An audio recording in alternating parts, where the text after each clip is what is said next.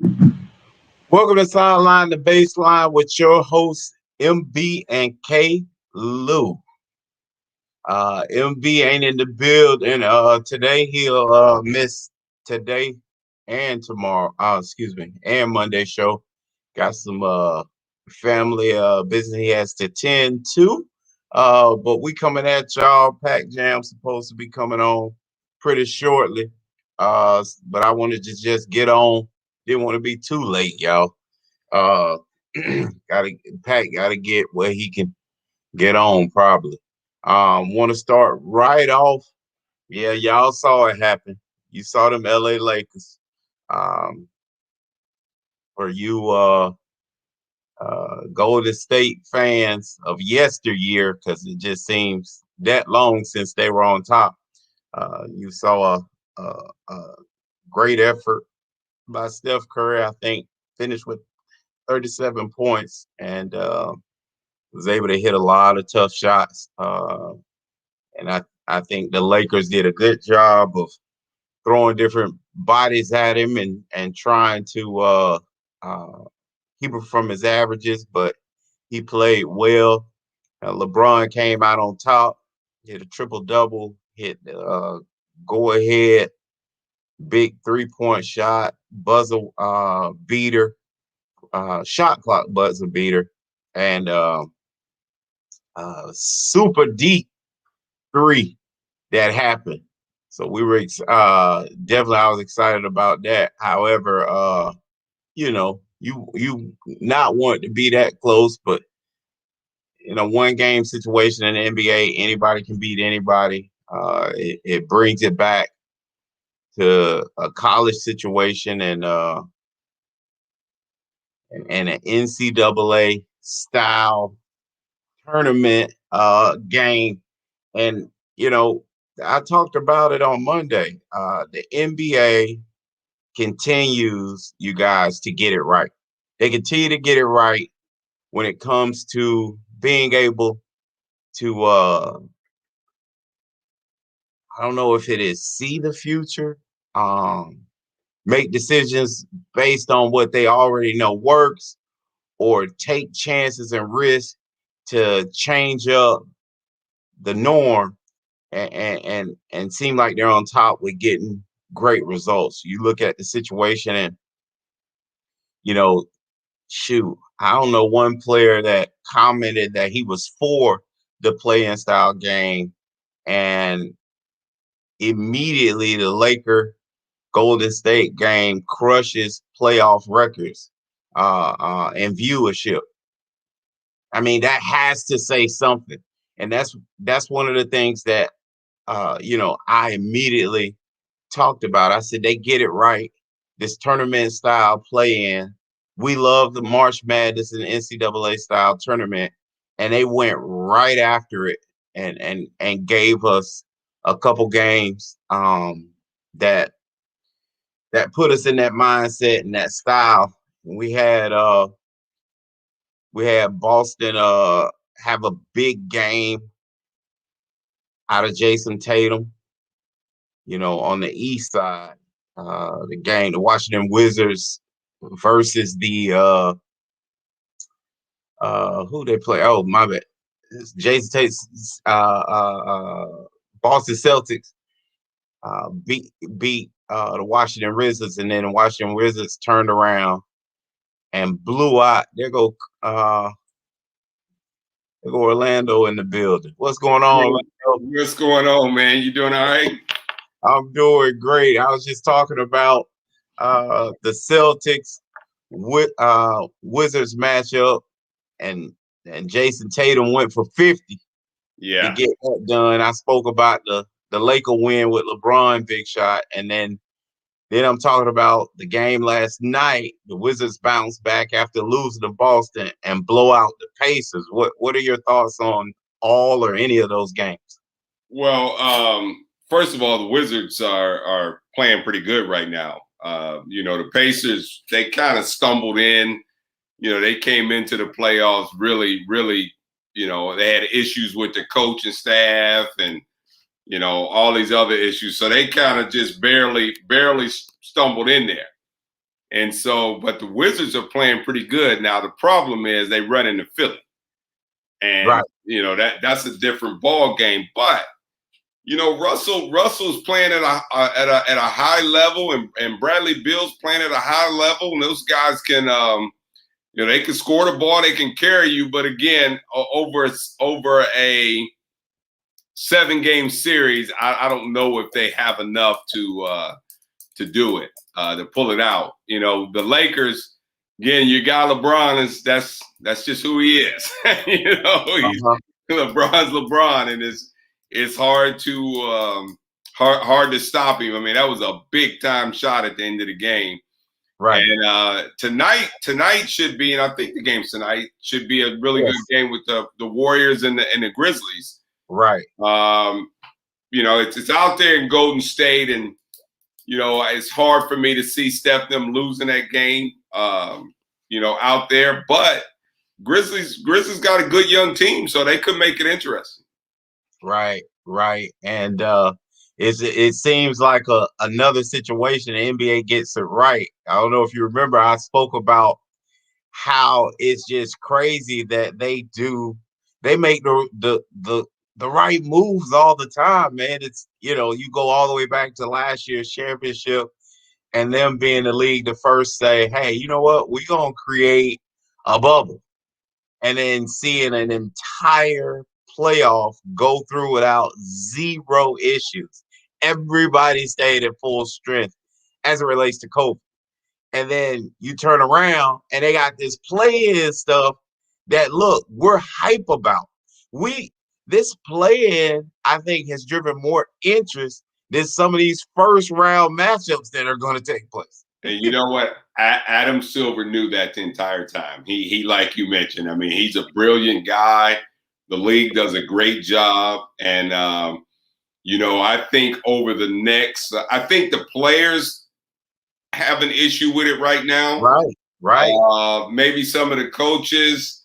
Yep. But I think over the next 5 to 10 years, as the players start seeing their share from these games going to their bank accounts, they're gonna change their mind on it, because this is gonna really blow up and add more revenue to the NBA.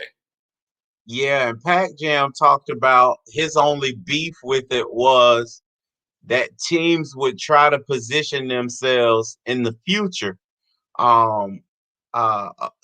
jockey for position as far as like missing or making it, depending on who that first round matchup is going to be. And you saw both Denver and I can't think of who the other team. I read an article about Denver and another team doing it. Oh, the Clippers. So that they didn't face the Lakers first round. Yeah, you know what? I'm not ready to buy into that conspiracy theory yet, although I could see it happening. But one of the things that they really wanted to stop was the whole, losing on purpose to get a better draft pick. Right. They wanted to eliminate that stuff, and I think they got a good handle on it. Right. So yeah, we'll stay right here. It's gonna be heavy NBA talk tonight. And as I say that, guess where we're going? We're going Orlando, straight to high school. Scoot Henderson has decided to choose the G League Ignite team. And this is just not a high school senior that's graduating, that's walking across the stage. No, this is a guy that did what? Pulled the LaMelo ball, not just skipping, his senior year, but also, excuse me, not skipping college, but going straight from being a junior in high school to an NBA pro as it relates to the G League, straight from the 11th grade. Well, Caleb, let me say this. I have to do a little more research on it, but I'm under the impression that they can't take a kid if he's still in school. Right. So I think this kid is reclassifying. Correct. and going to graduate this year. Correct. Correct. Yeah. That's exactly what's going to happen. Correct. Yeah, so that's what's got to happen. But ultimately, you're right. I mean, he did wind up, skipping out on his senior year, right. and then going to play in the G League. And I tell you, it's got some traction. And I don't know the kid. I've never seen the kid play to this point. I'm looking forward to watching him to see how, whether he can handle himself. But, the G League is committed now, or the NBA and the G League Ignites, they're committed to this process. And I think they're going to have a lot more kids come through and try to do it. I mean, I mentioned this, they may have to add another team. Yep. Hey, listen, and here's the NBA again, seeing the future, seeing competition. And, and I still go back, y'all. I'm a huge LeVar, yes, I said it, LeVar Ball fan who got all this to going. We refuse to recognize his genius. He saw this. He saw a market for it. He tried his best to go after it. The NBA shut him out of it by creating the G League Ignite team and eliminating his entire basketball league. But he saw this writing on the wall years ago, not just for his own kids, but he's looking at the other kids around the country that are saying, look, why am I going back to high school? Why am I doing this? This is what I want to do. Give me a shot to go after it. And quite frankly, if you look at these kids' opportunity and their options, I'm gonna go right back to those kids that I've been talking about, and on these YouTube channels that are playing and have more followers than some NBA players. You need to be able to make a jump while your stock is high, because a lot of these kids, most of them, I think we talked about it, and you were right. Most of them end up being where are they now, right? After being so hot. But there's something to be said that them being hot as freshmen, when they come to their sophomore year, hot again, and then they falling off by their sophomore summer. Yes, I said it. Hot freshman year, falling off by their hot sophomore summer, and them not being able to make a decision and jump like we've seen kids in the one and done portal as it relates to college. Some guys that you like, man, he shouldn't have stayed for a second year. He should have left while his stock was high, and he was still projected a lottery pick. Well, first I'll touch on LeVar Ball, and you were right. Everything about him, he's and I'm making a statement without knowing him, so I don't know LeVar Ball, but he has that Don King type of approach to him. I mean, he's a promoter. I mean, he saw the future. He saw an opening, and he took advantage of it. And and everybody's jumping on it. I don't know if you saw today where there's twins that signed with the overtime lead. It's the first kid to sign. Nope, didn't see it, but I know you thought about it. Yeah, I did. And they're top like 15 or top 20 players in their class. Mm-hmm. And I think they're going to be juniors in high school. Yep. And they're moving to Atlanta, and they signed up for the league. Yeah. Yeah, this is real, guys. And again, it's that sector that, a lot of you big time guys like yourself and scouts and basketball purists aren't really paying that much attention to. But I do, because I love to see the kids, and kind of nowadays you can know a kid before you know a kid. Right. As it relates to, watching them and following them in college. So I took to that as these channels begin to grow and begin to chase. I mean, there's even local kids, like I said, that they follow. And so you were able to catch them going to these, you mentioned Atlanta. Guess where all the happening tournaments are happening nowadays? Atlanta has taken over basketball by storm. Whether a lot of you guys realize it or not, when it comes to an amateur level. I mentioned Atlanta because I don't know if you noticed, but that's where Overtime Sports decided it's going to be their home base. Correct. Yeah, Correct. yeah, Yep. yeah. And so you're right. And part of them making that decision is because they know Atlanta is taking off. Yep. Yep. I mean, there the EYBL teams. I Yes. mean, there's a team here. I got a friend of mine that coaches one of them. He coaches, the 17 year old group, the Nike team. Is He's that each one teach one? yes, Yes, they, yes. they've been there 4 times already, coach. 4 times already. You know what I mean? And school ain't even out yet. The summer ain't even started yet. They've Right. been there 4 times. And leading their team, they got a kid, oh man, Emmanuel Sharp. That's an elite kid that coach. He step in the gym, is his range. He's about 6'4". He looks like a tight end. He has a tight end body playing point guard. But Wow. he's committed to Louisville. Committed to Houston 2 weeks ago now, week and a half ago now, to play for your guy, Kelvin Sampson. Sampson, yeah. Yeah. Coach, you wait till you see him. he, Uh, he's a problem. I'm talking about plays bully ball at the point guard position, but steps in the gym and it's his range like Curry.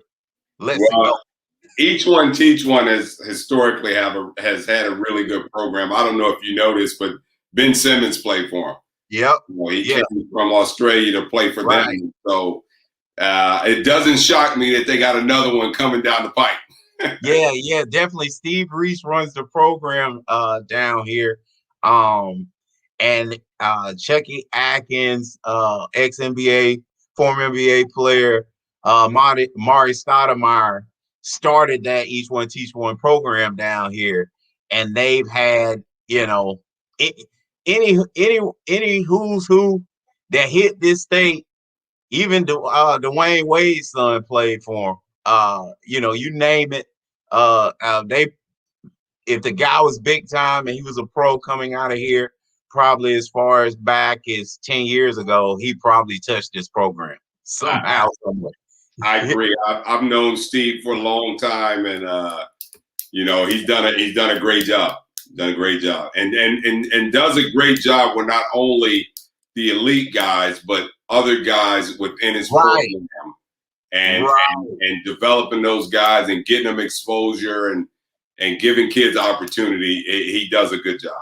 Right. I think Steve does a fantastic job as well as using those guys as the headline, but beneath those guys, the majority of the talent that's gonna barely be getting into a JUCO or a smaller program that we're not accustomed to talking about a whole lot. Those guys are flying off his shelf because they get the exposure through these top guys that we're mentioning. So I love he does a great job of bait and switching. He knows those top guys. I mean, when they come to the program, they coming with the fanfare. So he trying to push them other guys like, look, why he out here, boy, you need to be doing this, that, and this. Because their eyes are on you. And these coaches, are making a phone call to another guy that you think could use that other guy. Oh, he played well in the A10. You know what I'm saying? No question. No doubt.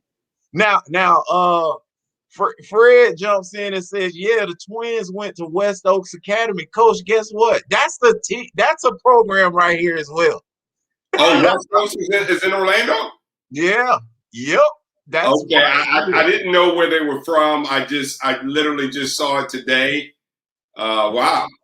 Right. And they're right down the street because we're down the street from Mount Verde as well. Yes. So this program is actually in Orlando, and then they're probably, coach, 20 minutes from Mount Verde Academy. So, and it's a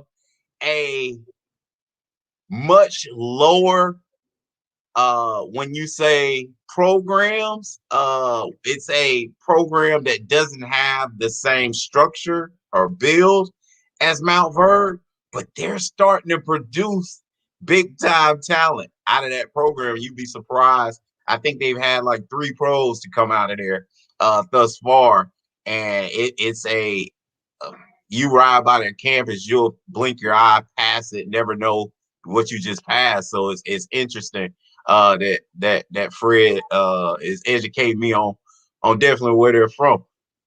But that's just interesting, Coach. I'm so excited about it. You obviously pointing out the overtime thing.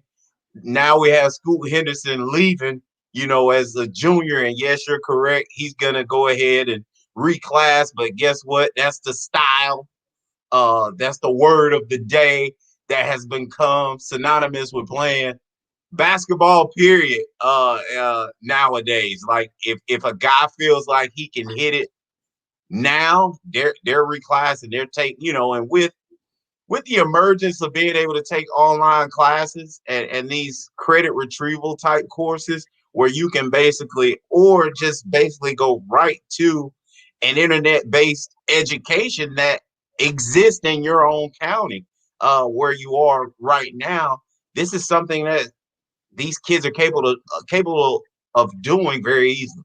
Well, you know what, and I think what it's also going to do is it's going to put a lot of pressure on the NCAA about paying guys and pushing this name and likeness deal through a lot quicker, because what happens is when you start getting this level of talent that are leaving.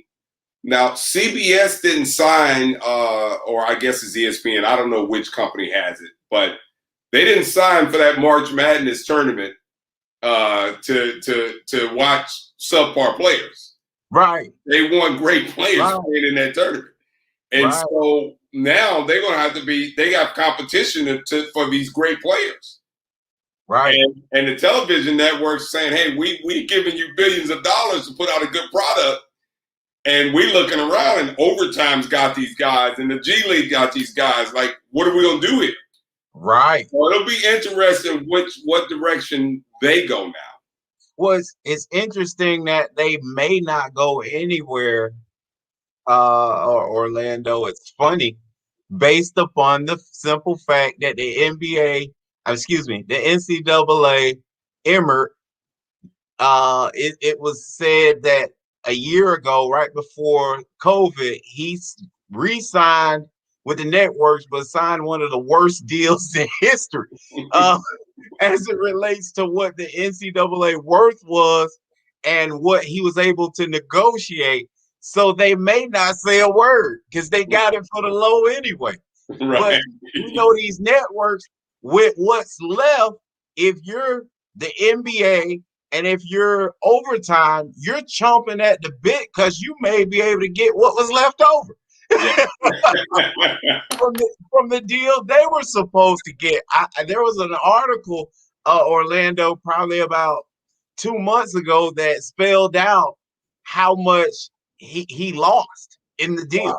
Just like, it's funny. That's a whole nother topic. So it's funny how you bring up the price tag of it all, and yet that's been discussed, and the networks may not do anything about it. They may be like, great, we got this at a bargain. We're gonna go back to the NBA and say, hey, is there a way that, like you said, we can turn this Ignite thing into a 4 or 5, guess what, overtime 6-man league that we can do? Because that's my guess at what overtime's gonna do. It's gonna eventually be its own league. That's kind of what I feel. It'd be about 5 to 6 teams probably, and I think they can go with that.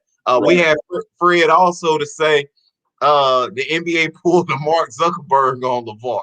I think they did worse, but Zuckerberg normally pays them, Fred. he pays them, eats them up, and kills that company and brings on their ideas into the Facebook platform.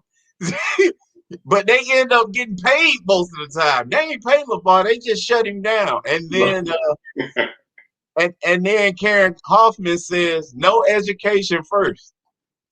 Well, Karen, that's what time it is. You are absolutely correct. Bump education. Nobody cares about it. And the sooner that these colleges realize that ain't their job anymore when it comes to these big time athletes, they'll do what Orlando is telling them to do right now, figure this thing out before they'll have any of them. Now, I think Overtime has some type of educational package in Correct. their deals, correct? Yes, in lieu of them not going to the NBA, or even if so, they got $100,000 set aside for them to go ahead and pay for schooling, because obviously they lose eligibility immediately when they sign the dotted line, and are incapable of playing the NCAA. What's going to be interesting though, as the NCAA decides if they're going to pay these kids or not, then will they be eligible to go, well, this ain't working out for me in overtime. Can I now go to the go back to college? Yeah, so that's going to get really interesting with those rules. And it'll be hard for me, just just my history with them. It'd be hard for me seeing them allow the kids to come back, even though they passed the name and likeness deal. Right. Moving right along, staying NBA heavy. Guess what? Orlando NBA MVP finalists have been named. Joel, we talked about this. Actually, seemed like last time you were here, Joel, Embiid, Steph Curry, and Nikola Djokovic, baby, the Joker, is in the building. Now, my guess, if you remember, was quite simply and honestly and really quickly, this is Steph Curry's MVP. What say you? I think he had a great year. I think he's obviously one of the elite players in the league and had a great year. But I think the Joker was tremendous this year, and the things that he did for his team, and he doesn't put up the 40, 50 point nights that Curry does, but he'll get 25 and 15 rebounds and 10 assists. And I mean, he's a special talent. I don't want to take anything away from Joel Embiid as well. I mean, him and Curry are both deserving, but I think it's a Joker year that he'll get it. And you know what happens to us, man? Like when guys there's a lot of years that LeBron or Michael Jordan or any of these guys would have deserved the MVP. Correct. They've done it so many times, they've won it, and it's kind of like, give it to the next guy. And I think that's what got happened to Steph this year. Like, does his numbers say he deserves it? Without a doubt. But the Joker had great numbers too, and it's going to be counted at, all right, let's just give it to Jokins, And this is funny to me. I'm gonna go right at it, and why I think Steph is gonna win it. I think Steph is gonna win it not because of anything you said. I think, truly speaking, Steph has been and still is the face of the NBA, not LeBron James, who, like you were mentioning, probably could get it any and every year. And I don't think there's an argument around basketball people that LeBron still is the best player and still is who you would start your team with, even now, as he continues to grow older and older. He's still the best guy easily. But I think the NBA has hung their hat on Steph Curry being their guy, their most marketable, because somehow 6'3" is now the new 5'9". Yeah. Anybody, you bring up a good point with them being the face of the NBA and from a fan's perspective. So if you vote for the Joker, most people that will vote for the Joker or will talk to Joker are basketball purists. They're guys that are either in the game, they're purists with the game. But obviously, the fans, I mean, they probably will lean more towards a Curry. I agree with that. But why? Like, and Pac Jam, you missed. What's up? What's going on, Mr. Orlando Early? What's going on? How you doing, Pac Jam? Well, we're discussing the MVP race. I've jumped out there, jumped off the porch. The last show Orlando was on there and says this is Steph Curry's award. I don't even know why we're discussing it. It is. It is. I And, agree. and Orlando talked about all of the basketball reasons that he feels like he definitely deserves it. But then he said, you know, that a lot of times the Kobe's of the world, LeBron's of the world, and Michael Jordan's of the world, even the Shaqs of the world, has missed out on years that they easily could have, should have, probably been the NBA MVP. And I'm telling him, I'm picking Curry for none of those reasons. Well, the thing is too is what we want to bring to light is people get tired of the LeBrons and the Kobe's and the Jordans because they market them so much throughout the year. They do big things throughout the year that it's like, let's find somebody else. Because when you look at it, even Shaq talked about it on TNT about a month ago when Nash won back to back. You know what I mean? Guys are still bitter about different things, you know, when they talk about other guys' stats. And it's because they're tired of it. Because LeBron honestly should have about at least 8 MVPs, if we be honest. I agree with that. Easy. I agree. But because we're so oversaturated with LeBron, it's like, let's find somebody else. And it was Embiid at first, if you remember. It belonged to Embiid. The injury took Embiid out of there, if you remember. Correct. The thing I want to mention to Orlando is I think that we have discredited the Joker. And it's because of, let's be honest, markability. Right. The Joker's having an outstanding year. He's played he's the only one who has not missed a game. He's giving you a whole season and great stats, but he's not marketable. Now, Pac-Man, that goes into, you know, what we were discussing. Part of what we're saying. You're exactly right. I mean, he's not a household name. You know, he's out in Denver. You know, it's not primetime television for him. So it's hard for the, you know, just the casual fan to really accept and respect what he does night in and night out. And I didn't even know that he didn't miss a game this year. He didn't miss a game. He's the only one. That's incredible based off of what they had to do last year with little time for training camp. I mean, they hadn't had a lot of rest. Their bodies hadn't had a lot of rest. And they go right into this year, and this guy still hadn't missed another game. That's pretty impressive. And of course, and to piggyback off of you, Pac Jam, one of our listeners, Annie Alexander, said exactly what you said. Thank you, not James. Which means you're right when you're saying the NBA is oversaturated with certain guys. That it sounds like she doesn't want him to be that guy because anybody but LeBron, you know, type of attitude. But guys like Orlando, who is a student of the game, scout of the game, and know the game, knows that what LeBron does night in and night out is not easy. And fans take that for granted and don't realize, you know, when you look, I was looking at Steve Kerr the other night after the game, and Steve Kerr said something in post conference. He said, people don't understand, not just so much so the athleticism of LeBron. He said, this guy is one of the smartest guys to ever play the game. This guy's know your sex. He knows it's the intellect part of the game that the everyday fan don't realize, unlike Orlando and guys that scout the game, know the game, how smart he is. Because the other night, LeBron, athletically, he's not there yet.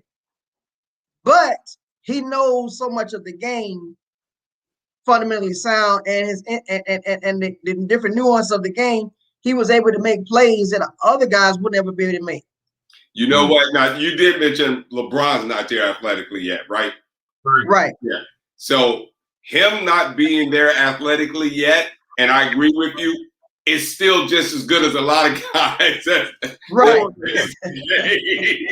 All right. But his intellect, I mean, you know, there's a few of them that you can rattle off and name, you know, the Kobe's of the world, the Jordans of the world, even Curry's, but just their basketball IQ, feel, instincts are just at another level. Well, let me jump out there, guys, and uh, as we're accustomed to, you got a number 1 seed in Joel Embiid, right? A number 3 seed in the Joker, and out of nowhere, you guys, we got a potential, more than likely 8th seed is Steph Curry. So my question to you guys is, what does this say about the NBA if Curry wins, as I think he will? Pac Jam.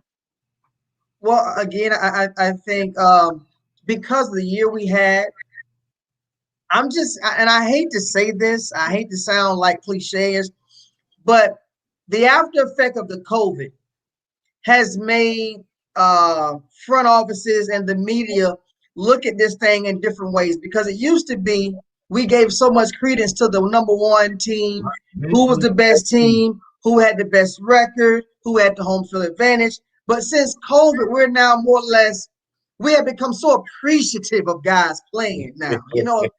We've become like, all right, you know what? He is playing night in and night out. So even though he's in the 8th seed or the 9th seed, I think he's worthy of it. You know what I mean? That's what we've become of it, because I agree with that. I think first of all, you mentioned Embiid's injury, and I think that hurts him. Even though they're the best team, I still think that hurts him. But for Curry to take this team to even a conversation of the playoffs is a remarkable feat. Now, Joker, on the other hand, is a 3 seed, and I don't know, and somebody can help me out here. I don't know exactly at what point in the year Jamal Murray got hurt, but he has Michael Porter Jr., who's a good player. But if you're just a casual fan, I don't know how many casual fans know how good Michael Porter Jr. is. But the Joker has carried his team, that's not as talented as other teams as well. Yeah, he went out with 20 games to go. So he like you said, and that's why I felt, to me, in my eyes, he's the MVP. I know everybody likes saying Steph, but to me, the Joker is my MVP, But because, like you said, marketability, he's not getting looked at. And I'm going to tell you another reason. I would say this: even if Embiid did finish the season and did not get hurt, he was not going to win the MVP. And I'm going to tell you why. Because of the fact that he's on a prove it situation with the media. Because remember, this is a media voted award. And the media wants Embiid to prove himself to them, because they still feel like he hasn't proven himself of the hype of the process. Remember that, the process? Yeah. Okay. He still haven't proven himself. We still see him crying against Toronto. Remember? Crying. I'm going to do better. So we need to see him take this team to another level. It's not on Doc. We want to see him take this team at least to the Eastern Conference Finals. So this is a big year for him then. Yes, this is a proven year for Embiid. If Embiid does not take them to the Eastern Conference Finals and go at least 7 games with Brooklyn or Milwaukee, however it plays out, Embiid would no longer be looked at as that guy, and he would no longer garner any attention. Because remember, they're the number 1 seed. Yes. We're not looking at Doc. We're looking at you. You got to prove to us you are who you say you are. well, Pac Jam, a viewer said, Fred say, but you said Steph when you first joined, sir. I said Steph will win it because of his popularity, because of his, because of the media attention. But I said, to me, who I think deserve it will be the Joker. But I'm saying Steph's going to win it because of who he is. And and piggybacking off what Orlando said, when you look at his marketability and you look at, the cute face and everything about Steph, he's the goo goo gaga, and he had a great season, so he's going to win it. But his season, when you look at his season and compare it to the Joker from the 5 position and what the Joker has done, to me, it's incomparable. Well, when I every time I get Steph mentioned, and you, Orlando, talking about what a great year he had. You talked about him dragging the squad he had with him. Then you're gonna have to always educate me about how good is Draymond Green, number 1. because it seems like, Draymond's this super elite guy in conversations when they were on top, but yet he becomes almost non-existent, and yeah, he's not really a second superstar at this point when you want to raise Steph Curry up. But I got a guy who I'm a fan of, James Harden, that made a career of doing that in Houston and was ridiculed for doing the same thing that Steph has gotten away with and applauded for this entire season, which is why I'm telling you guys, he's definitely going to win it, because nobody's talking about how much he's dribbling, how far he's shooting it from. But y'all had all that to say every year about James Harden.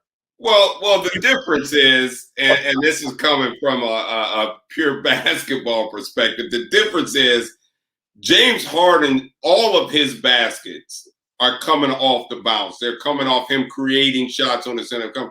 Curry's he's handling it a lot, but they're still running him off a bunch of screens, and he's still, running actions to get shots for him. And so it gives you the feel of team basketball, when you watch him play. Well, but let's think about it now. James Harden ain't running his offense none of these years. I'm sorry, he's not what? He's not running his offense. He's running what the coach telling him to do. Now, K-Lou, if you believe that James Harden is running what the coach wants him to do, James Harden is complete small ball and put everybody at the 3-point line. I don't know what else they could have been running. And then he takes the ball and he goes one-on-one and he makes plays. Now, again, right. I'm not holding that against him. Yes, y'all are. I think really talented. Is holding that against him, which is why, to me, I'm looking at the same basketball and I'm getting two different answers about it. Well, I think if we broke down film together, you would see Curry making more shots and doing more things off the ball as opposed to James Harden. Now, I agree. Their attempts are matching up. That's what I'm saying. Like, if you go back to Houston year, I've done this, okay? Because I've been arguing this the whole time, that y'all just poo-pooing on James Harden because you don't like him versus all of a sudden again, K-Lou, the shot attempts doesn't matter as much as how you getting the shot attempts. Oh, wow. Okay. Yeah, I hear you. I know exactly where you're going. I just don't agree with that. But yes, you are right. I'm not going to argue that point. But to me, if you shooting it 25 times a game, you shooting it 25 times a game. And this is a guy. And let's remember now, this same guy that's dribble, right? Kills Steph Curry in the assist world. Still. Yeah, because he handles the ball more. He has more. He's got the ball in his hands more. Right. But again, James is a talented guy, and I will be very interested to see how this plays out this year with the Brooklyn Nets, because you got three guys on that team that you really want to have the ball in their hands. Right. I mean, as the coach, you're coaching that team, you want all three of those dudes to have the ball in their hands, but unfortunately, it's only one basketball. I think you're right. But Orlando, you want James Harden with that basketball. He's the best playmaker, not named LeBron, in the NBA. And what he's shown us when they're full strength, that his shot attempts go down, and guess what goes up? The assist. He goes right back into OKC mode when he first came into the league. Okay, and that's fine, but he didn't play that way in Houston. Because he had them people next to him.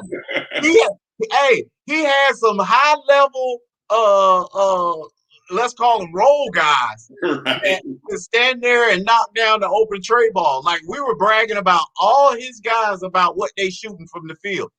You know what I'm saying? Like, that was the only thing to brag about. But the thing is, I'm gonna say this: if Brooklyn, I like Milwaukee to come out of the East if they remain healthy. I like Milwaukee.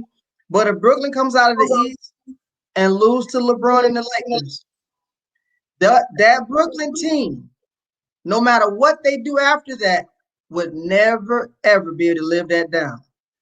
No, they'll have a hard time. Because that is like in the pit in baseball, that's like a grand slam down 3-0, and Dave Winfield go for a grand slam in the bottom of the ninth in the World Series. That's what that's like if LeBron knocks them off. I disagree with that because we've not seen a team. You ain't no team. Wait. We've not seen a team that has come on the scene like them, right, and win it the first year. That's they're facing history in a different way. I hear what you're saying, but nobody assembled a team like that and did it. But what I'm saying is how they did it. This team, first of all, because the story has came out, it's been leaked over and over. The phone call was made for Harden to Debo Houston. No, that's not. But that's not what we're talking about. No, listen to what I'm saying. Listen to what I'm saying. I understand what you're saying, but I'm telling you, understand the totality of why this is what it is. It's not like they're built to win, but nobody that's been built to win has won. We know that. But what I'm saying is, it's how this team was constructed. It's the way they strong arm. Listen, I understand what you're saying. Okay. You may not like it, but it's not that. I agree with you. I just don't think that matters. Well, didn't LeBron, Dwayne Wade, and Chris Bosh win it? All free agents. Yes, but not the first year. Okay. They won the second year. So I'm saying not winning this year isn't a fail, you guys. Because we've not seen a team assemble this way and actually get it done. Right now, they're in the Clippers situation. If you really want to be honest, how can they win it? They ain't played for 10 games together. Nobody's looking at it like you looking at it. If you're the ownership of the Brooklyn Nets and you spending that kind of money and they don't win it, it is a failure. Now, I didn't say it's not a failure. I'm just saying they're fighting against history with everybody saying they're going to win it. Kevin, that's what I'm saying. This man. I don't know if you look at the numbers of the salaries, but this guy is like Orlando was alluding to. This is an all-in one this year here because guess what? You're not mentioning Kevin. Kevin Durant and Kyrie are free agents when the season is over with. Right. That's why it's all on this year. But everyone's talking like it's a given that they're gonna win and that it's a given that it's a bust. And I'm saying, well, erase a Miami Heat's history of them winning. Like erase if Kevin Durant don't resign or Kyrie don't resign, is it a bust? I think they'd be better off if Kyrie don't resign. I think they're a better team minus Kyrie. Is it a bust if they lose one of those other guys and don't win it this year? It's a bust completely. I agree with y'all. That's not my argument. I'm just arguing that they're fighting against history. So when you look back at it, I think the argument that Pac Jam is making isn't really going to matter because we can't point to a team and say they did it. You see what I'm saying? Oh, they did it. You know what I mean? That's not the argument I'm making. The argument I'm making is we're not talking about that. We're talking about what they went in all in this year is make a bust. Regardless of who didn't do it the first year, this is what we're talking about. This team. So did the Heat, and they lost. Yeah, but the Heat, all those guys had 6-year deals to come back. And we lost. Those guys had 6-year deals to come and they lost. You know what I mean? Like we can keep doing this. But you're not listening. Has lost. What I'm telling you is those guys, all those teams you named, had long-term contracts to do it. This team is all in because they know that it's not guaranteed that these three come back. That's why it's an all-in year. That's why everything that was on the free agent market, they signed. They gobbled it up. This is the season for them. That's why they're in the luxury tax tenfold because they're all in for this season. Right. When you got three guys making 40-something million, and with us, when you got three guys making 40-something million, and you in that tax bracket, they're all in. They're all in. Yeah, no question. Listen, and you guys keep repeating that, and I agree with you. I'm just saying, when we look back in history, this ain't gonna be any different than the teams that I named for you guys that also was all in and bust. It's just that, and you're gonna then look at it and say, yeah, that wasn't the biggest bust, because it's what happens in that situation. Especially, guess what? Again, these guys have 11 games maybe together total. So Kwame Brown, you guys, wants all the smoke, not some of it, but Kwame wants all the smoke. Orlando, have you been following all the smoke? Actually, I have not. And please tell me what's going on here. Black Jam, you want to go ahead? Basically, what happened was you had Gilbert Arenas had made a guest appearance on the podcast called "All the Smoke" by Matt Barnes and Steven Jackson. All the smoke. And what had happened was he went down his history of him being in Gilbert. They talked about Gilbert Arenas' time in the league, and Gilbert Arenas spoke about the Washington Wizards when he played, the reasons why the team couldn't do what they expected, what they wanted to do with the team. He talked about Abe Poland, Michael Jordan, bringing in Kwame. He said how Michael Jordan used to be little Kwame and different things of that nature. And so he kind of like brought some locker room things out about Kwame to the public. Kwame Brown was offended by it, didn't like it.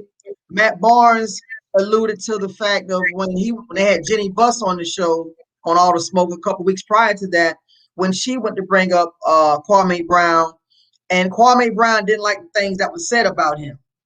And so he has a YouTube channel, and he went on a rant all this week about Steve Jackson, Matt Barnes, and Gilbert Arenas, and everyone else. And like to his credit, he said, you have to understand, I was 17 years old. I'm coming from dirt poor from the South, from South Carolina. I got Michael Jordan, who just drafted me. I wasn't in position to say anything how I was being handled. And so he's saying that's what they're forgetting. They're not looking at who drafted him, his age, what was going on. You understand what I'm saying?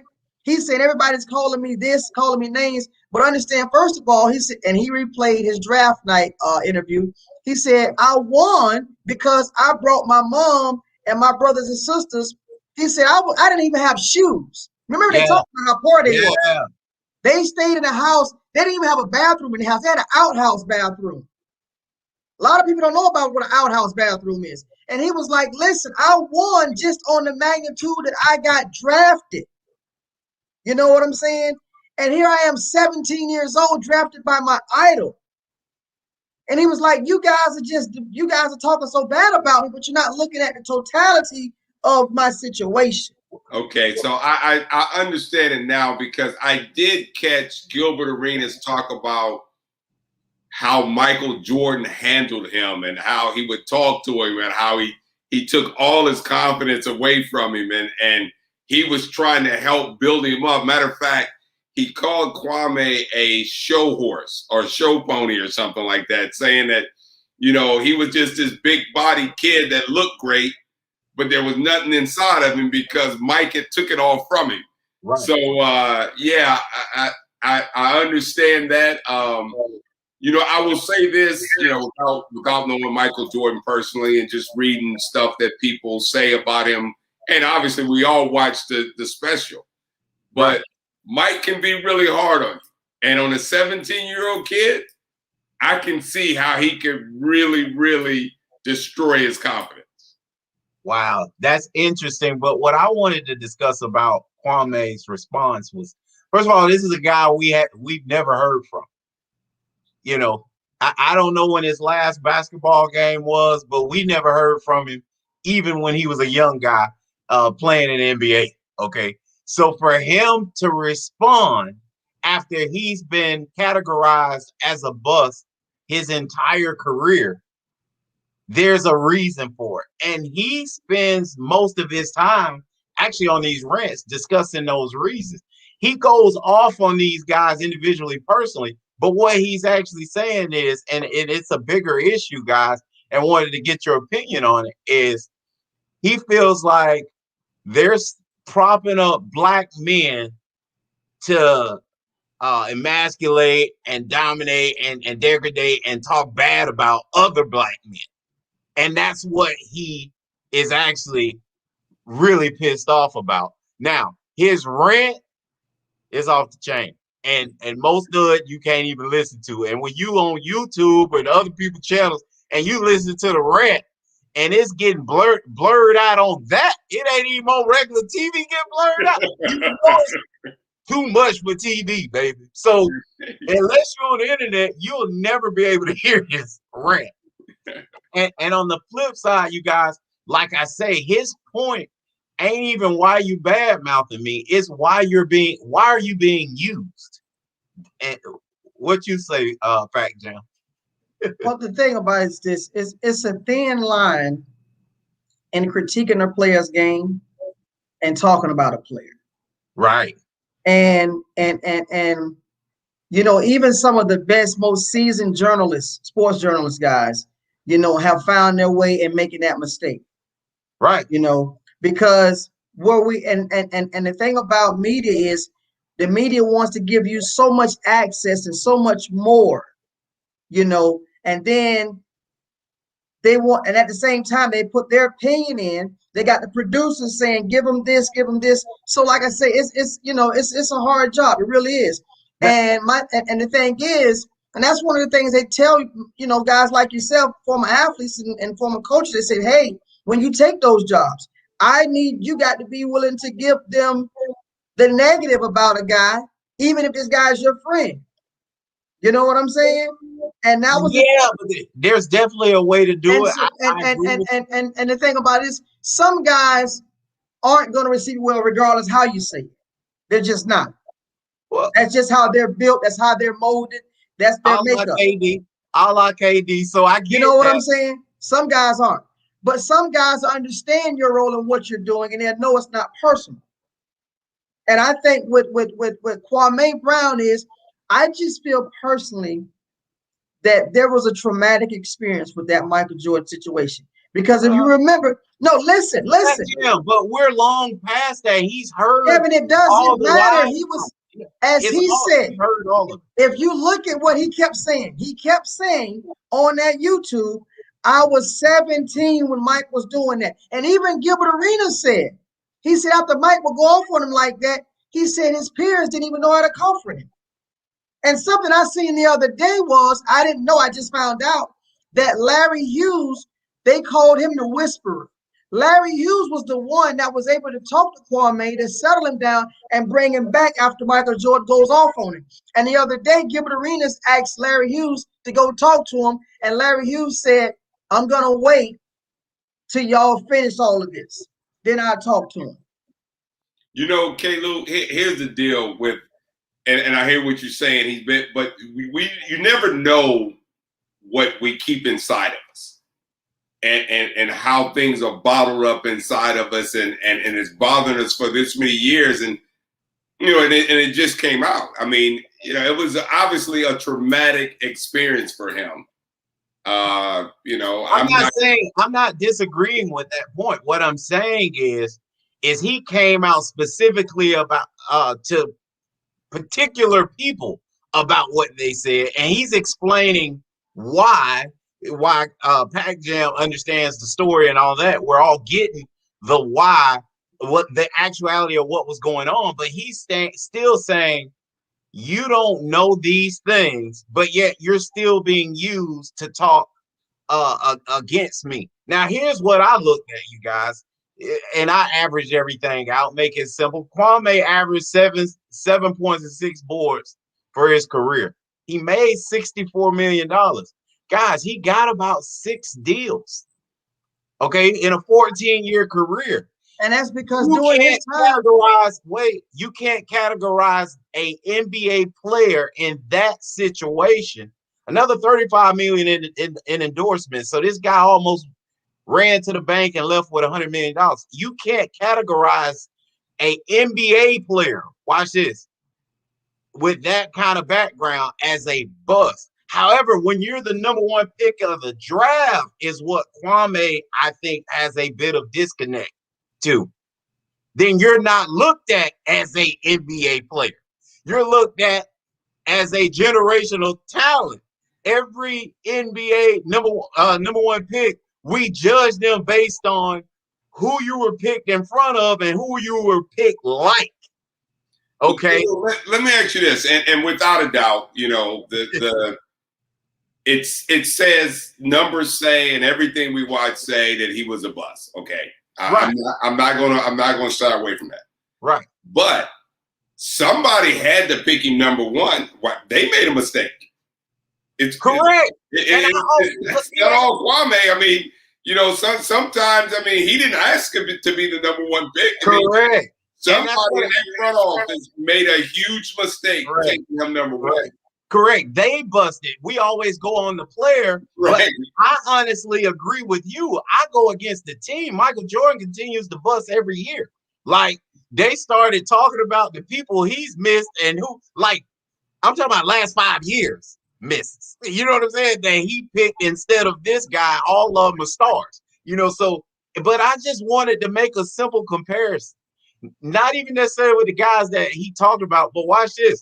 Robert Horry averaged 7 points and 5 rebounds on a career.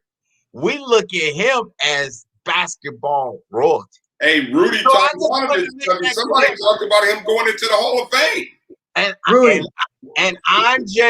And what I'm trying to tell y'all is that's how close this thing is. You know what I mean? Because I started sitting here thinking, like, gosh, you're not looking at every team this guy was on his first 10 years. He was a role player. He was a guy that they depended on to do a certain thing. Gilbert talks about him being the only guy that could guard Shaq one-on-one. You know what I'm saying? Being a man-child. Like, he fulfilled a role. And then the two guys that he went after really bad and still going after him, talking about him, Matt Barnes and Steven Jackson. I'm like, when weren't you a role guy? That's my, like, so I'm dumbfounded by I gotta go, Kevin. About yourself. Go ahead, Pat Jam. I said I gotta go. All right. Thanks for coming on. All right, y'all be real. Take care, Pat. So yeah, to me, Orlando, they're talking about themselves. So that's what bothered me out of this whole thing. Steven Jackson averaged probably double at 15 points and 6 rebounds a game and made pretty much the same amount of money as Kwame did over a 20-year career. So he played 6 more seasons than Kwame. Matt Barnes played 4 more seasons. He did 18 years, right?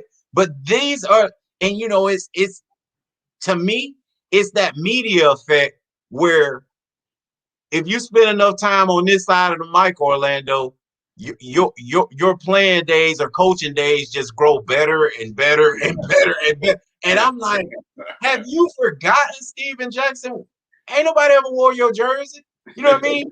On any of the teams that you were on, they were there to see some other people. Now, here's the deal. You are a baller. You are a really good player, and you mattered in those situations. But you fulfilled a role. You were a role guy. You weren't the main event. You weren't Gilbert Arenas, okay? You're not having that conversation for you. Matt Barnes, we're not having that conversation for you. We're having a Kwame Brown type of conversation when we're talking about you, but he took the heat because Steven Jackson, he wasn't the second to the last pick of the draft, you know, in the second round like you were. And Matt Barnes, you weren't. He wasn't he wasn't undrafted, you know, type of deal, you know. And that's what we're doing right now is what they wanted to accomplish. We're talking about whatever it's called, all the smoke.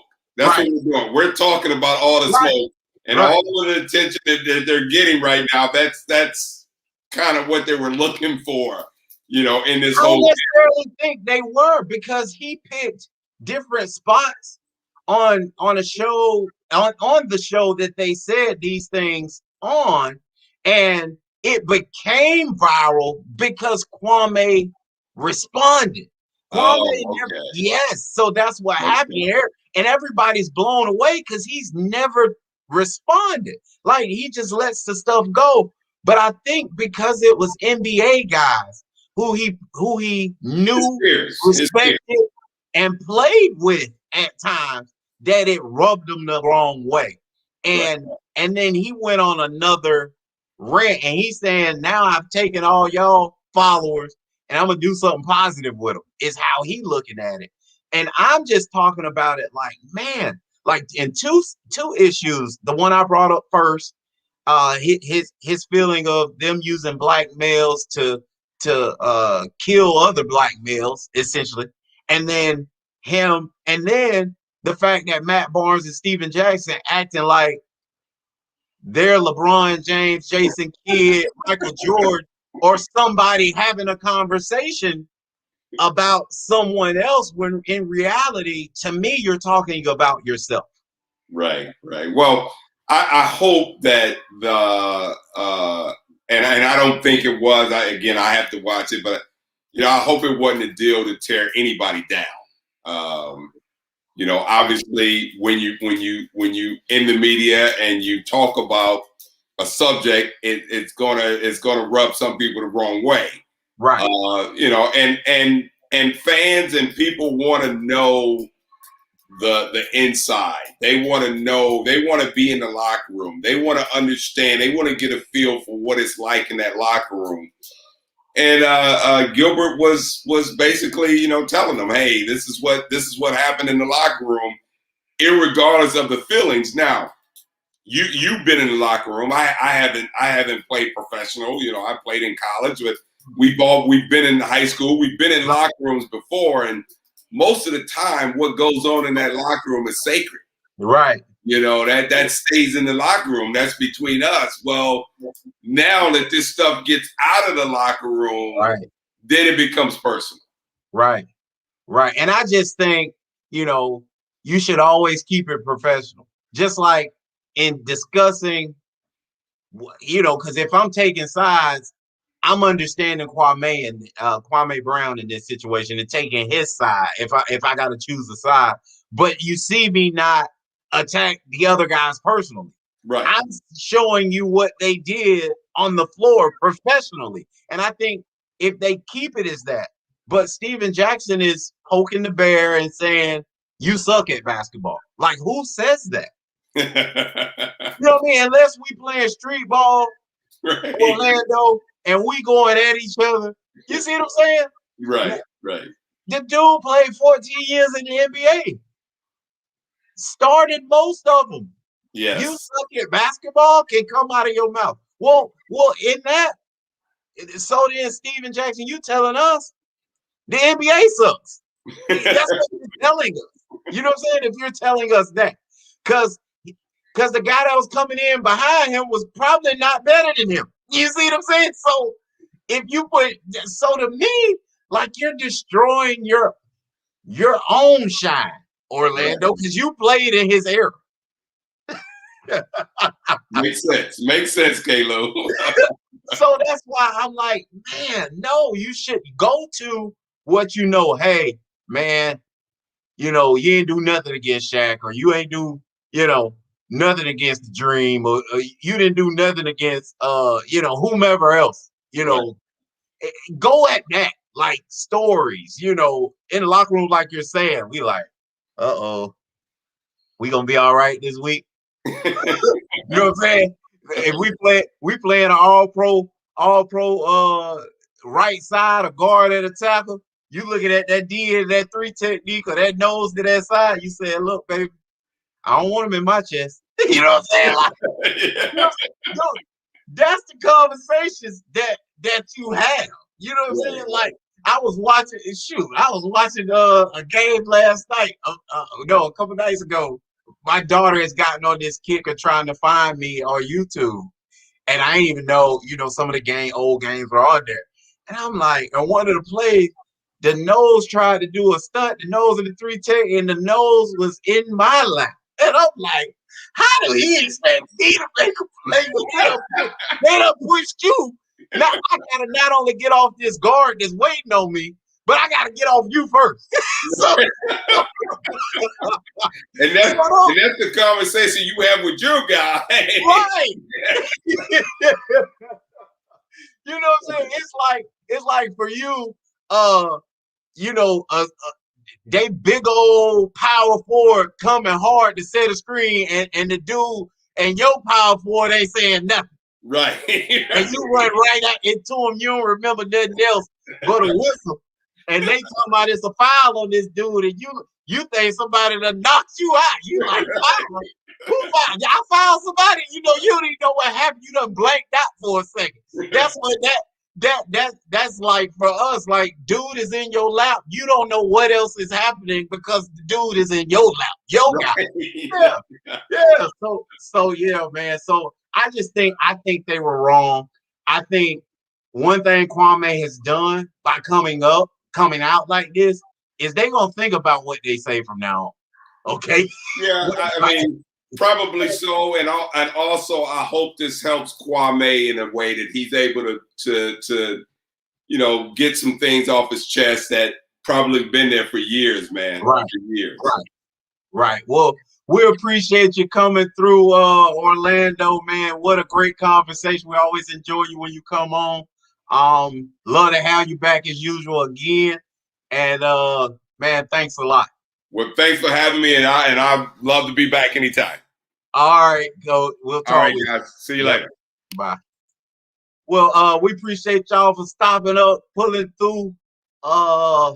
Man, pulling up, hollering at us because you know us from sideline to baseline with MB and K. Lou. We are gone.